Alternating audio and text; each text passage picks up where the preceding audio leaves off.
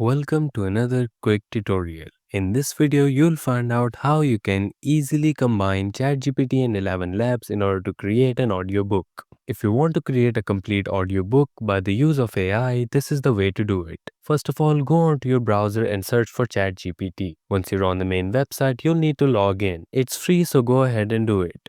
You can also stay logged out, but that way your data won't be saved. Once you're on the main page, here you'll need to add up a command. You'll need to prompt ChatGPT in order to write yourself an audiobook. If you have a plot for it or any sort of story, write it here. I'm just gonna ask it to make a short story, keeping it professional and realistic, and click on enter.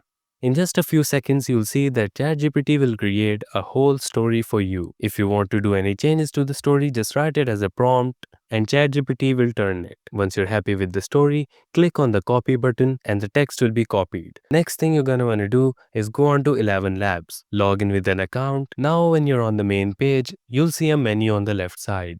Click on text to speech. You'll be redirected to the text to speech page. Here from the down option, you can select the tone of your speech. Here, select the narrator one.